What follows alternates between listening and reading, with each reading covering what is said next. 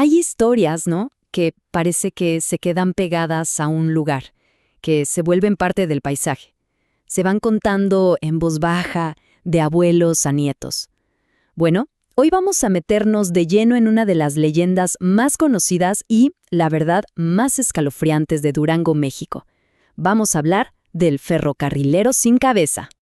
Esa es la imagen que ha dejado helados a quienes dicen haberse topado con él en las vías del tren, ya muy noche.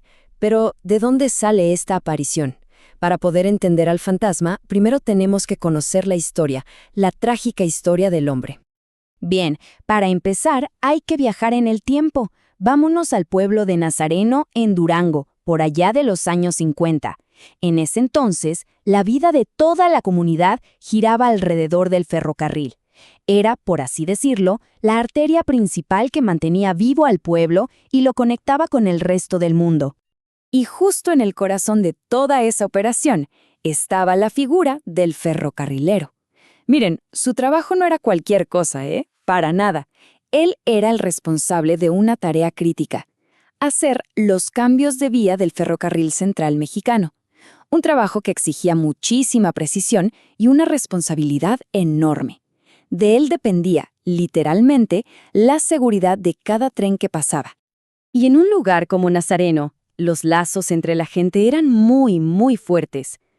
Era una de esas comunidades donde todos se conocen, casi como una gran familia.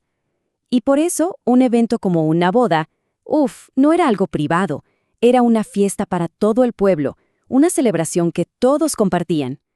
Y es justo en una de estas bodas donde la historia da un giro inesperado.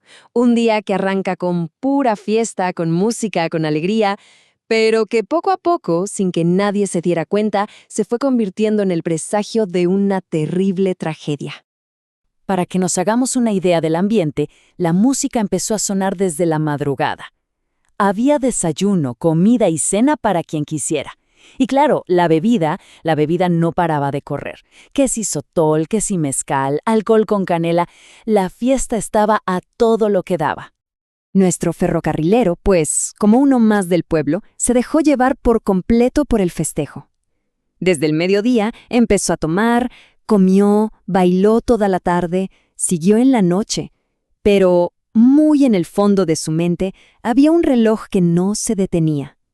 Sabía que a las 11 de la noche tenía que cumplir con su deber. Y aquí, justo aquí, es donde la alegría de la fiesta se estrella de frente contra la fría y dura realidad del acero. Ya bastante afectado por el alcohol, el ferrocarrilero se acordó de su responsabilidad. Se fue para las vías a hacer su trabajo, sin tener la menor idea de que estaba a punto de tomar una decisión que lo cambiaría absolutamente todo. Lo que pasó después fue tan simple como trágico. Primero, cumplió con su tarea. Hizo el cambio de vía de las 11.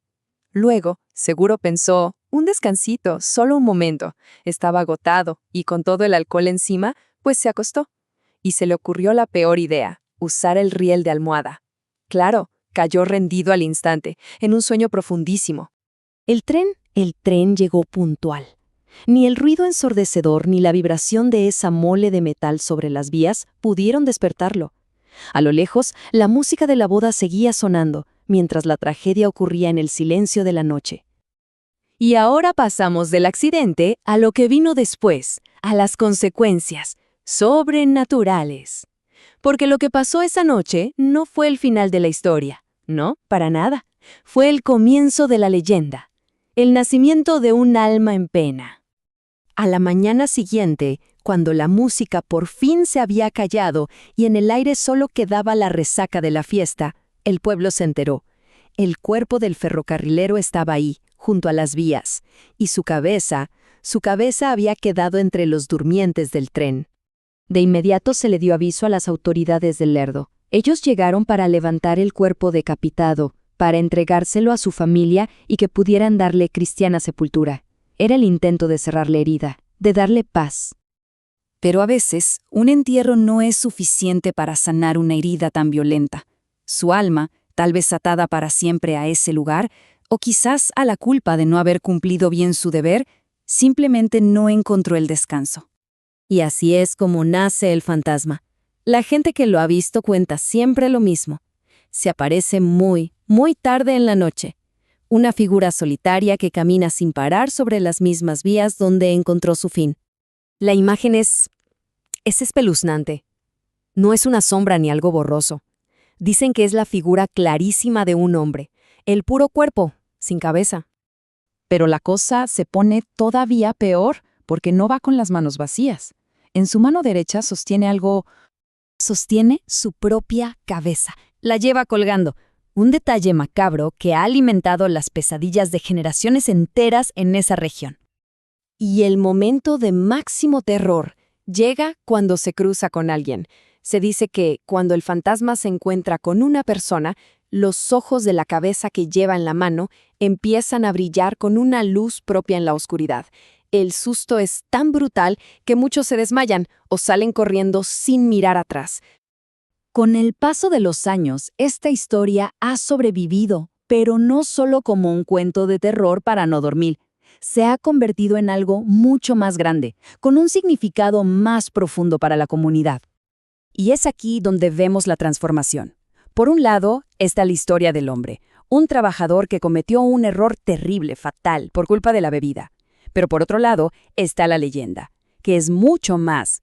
Es una moraleja, una advertencia muy potente sobre la responsabilidad, sobre las consecuencias de nuestros actos y sobre el destino terrible de un alma que se queda atrapada, vagando entre nuestro mundo y el de los muertos. Y todo esto nos deja pensando en una última pregunta. Más allá del susto, ¿por qué estas historias de almas en pena, de espíritus que no descansan, nos impactan tanto? ¿Por qué se nos quedan tan grabadas?